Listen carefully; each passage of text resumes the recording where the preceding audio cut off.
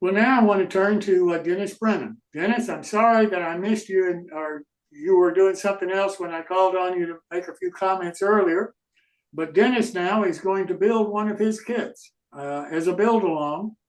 And if you have not bought one of his kits to build it along, I hope that you'll consider doing it because you can go to his website and find out that with the discount, it's not that expensive a kit.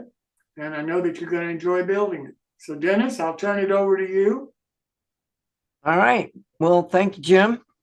We'll get going here. I'm going to get myself going right here. Here we go. All right. This is the Sanky Wanky Coffee Company. Contrary to what it said about Sanky Wanky, Sanky Wanky in the commercial. Just a few words about this kit. It's laser cut, and it is laser cut basswood for the walls and the foundation. The foundation is separate from the walls. The roof pieces are again basswood. The ventilator on top of the roof is basswood core, and then there's a thin overlay, and the windows are all peel and stick. There's 3M sticky on the back of them, and I think the most, I don't want to say tedious, but maybe that's it, is putting the windows together. It's not hard. Nothing is hard in any of these kits that I make. It just means they just need patience. And if you're not patient, you shouldn't be building a kit. And I'm sure that there's other modelers out there who will agree with me. We have some really good modelers on the show. And I will talk through getting to this point, and I'll talk about how I do it. There's several different ways to do this, but I try to build the instructions or make the instructions for people who have never done this before. But even if you're an experienced modeler, maybe you'll pick up a tip from me. But like I said, there's other ways to do things. So the very next step that I want to get to is the foundation. Okay, now most building kits will have you build things in sub-assemblies. So the foundation here is a sub-assembly, and again, this is basswood, and you'll notice that it's got interlocking corners.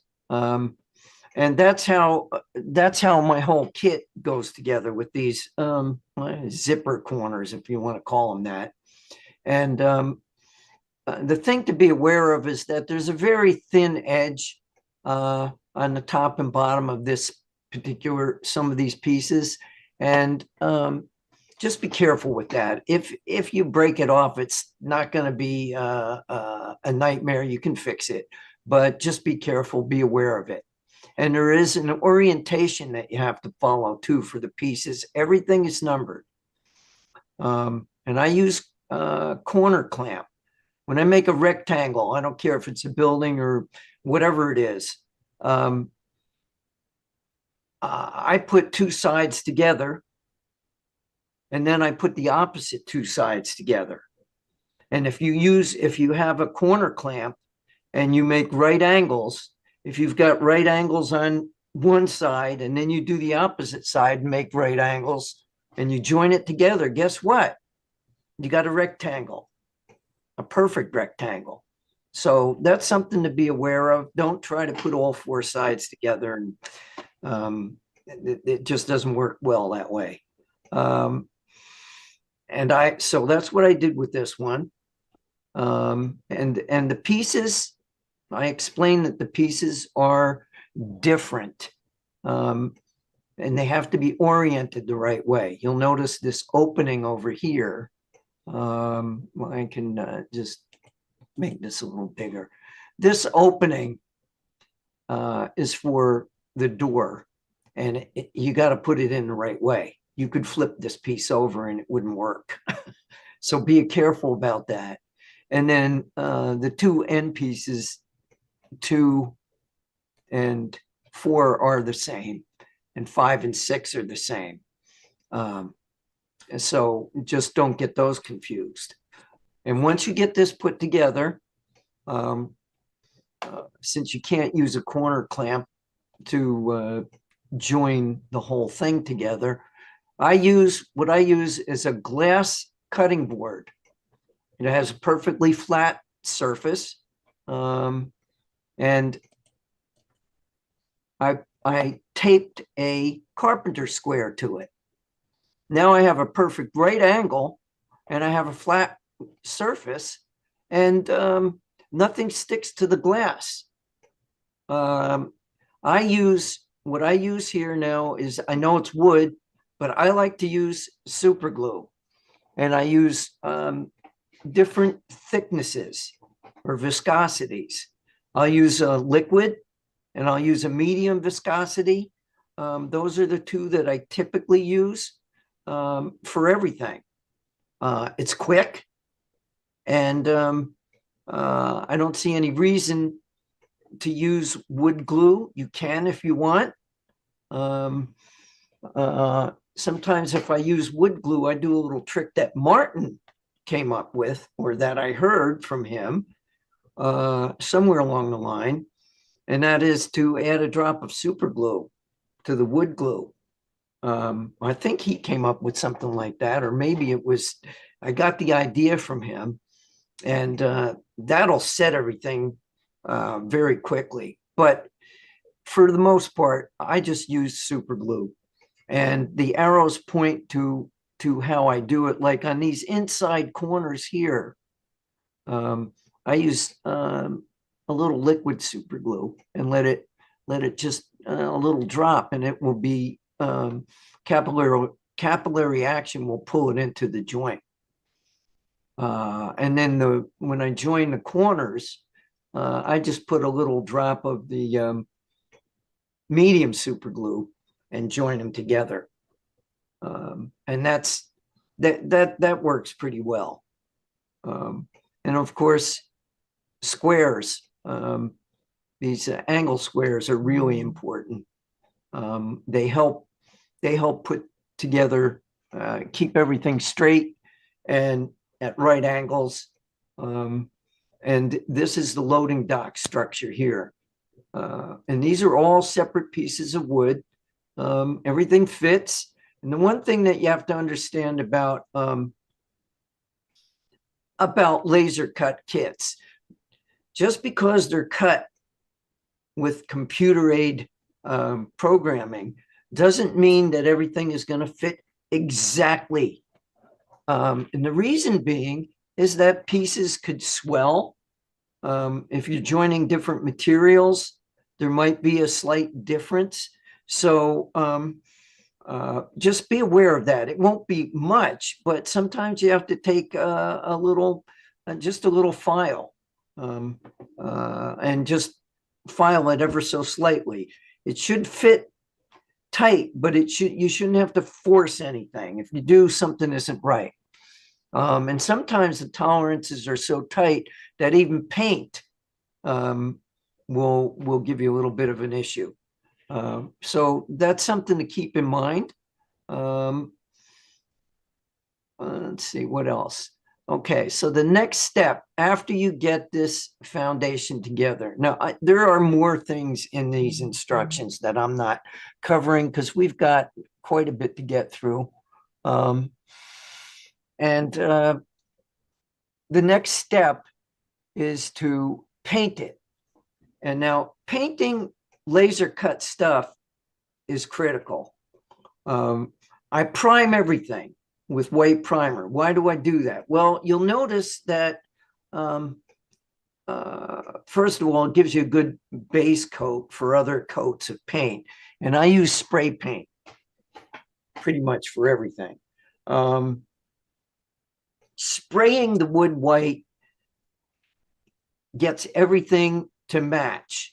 In other words, you'll see how the laser cutting will always make a dark edge. Well, if you just put regular paint over that without priming it, what's underneath is going to come through. So you'll end up with your nice color here and a darker color on the edges. You don't want that. So I spray everything white and I make sure that it looks very even. And so you'll end up with something that looks like this. Now you see I've got some spackling paste here. Because those are joints, sometimes you can see them. You can see them a little bit here, but that's I kind of just added a little spackle and sanded them down. So if you can feel a little indentation, just add a little bit of spackle to it and give it a very light sand with a sanding sponge, what I use, and then respray it with the white. And once you do that, you'll end up with, I use Rust-Oleum multicolored desert bisque spray paint. It looks like aged concrete.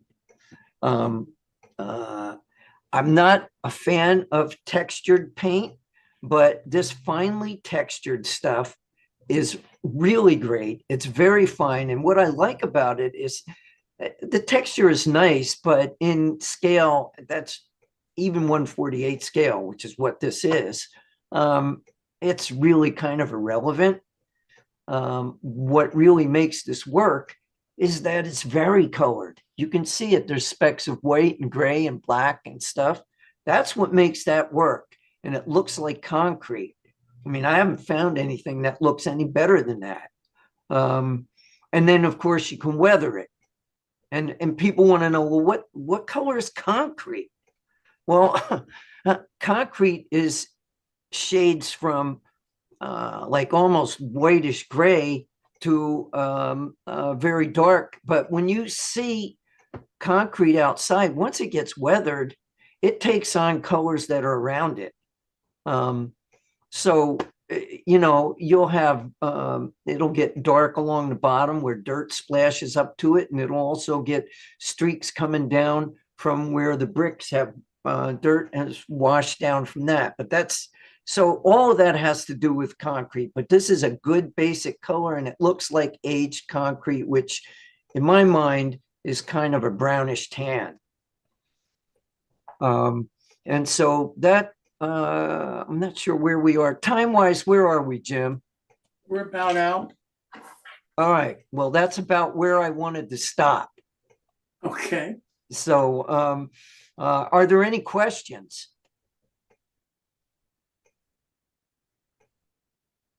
I was really impressed with the instructions that come with Dennis's kits, because it's not just written things, it's got a lot of pictures in it. And for me, that helps. I know. Well, I try to assume that, people need to see photos. I think a photo is worth 1,000 words, right? And so one of my pet peeves when I started building craftsman kits was the lack of instructions and or poorly written instructions, I should say. Instructions that assumed you knew way the heck more than you knew. And then they would just say join A to B and give you a simple use this kind of glue, but it didn't tell you where to glue, how to glue, how to put something together. So I try to show you how I do it and the kind of tools that I use. And hopefully that makes it easier for everybody. And there's a selfish reason for that. The selfish reason is if you like my kits and you have a good time, if you have a good time building the kit and it comes out well and you like it, guess what? You're going to come back.